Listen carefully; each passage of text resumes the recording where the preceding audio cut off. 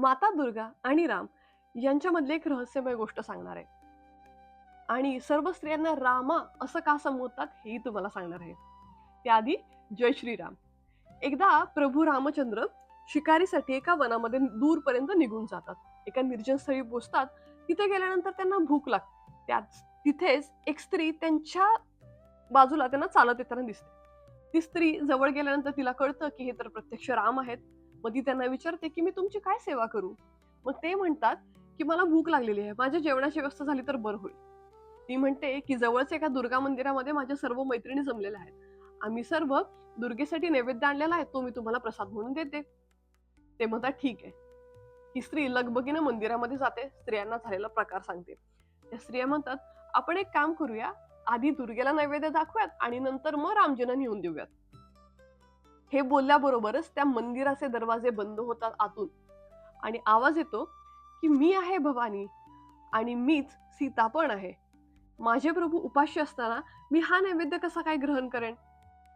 आणि मग सर्व स्त्रिया आश्चर्यचकित होतात आणि त्या तो सगळा नैवेद्य घेऊन रामजींकडे जातात. त्यांना घडलेला सगळा प्रकार सांगतात.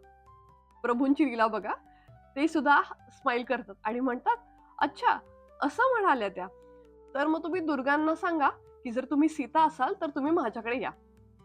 प्रभूंच्या मुखातून निघालेलं कोणतंही वाक्य हा एक आदेशच आहे विश्वासाठी. मग या सगळ्या लगबगीनं मंदिरामध्ये जातात आणि त्यांना तो निरोप देतात. निरोप दिल्यानंतर मंदिराचे दरवाजे पुन्हा उघडतात आणि बाहेर येतात त्या अत्यंत सुंदर विलक्षण अशा माता सीता आणि त्या रामजींकडे जायला निघतात. या बाकीच्या महिला आत डोकावून बघतात तर तिकडे भवानी मातेचा विग्रहच नसतो.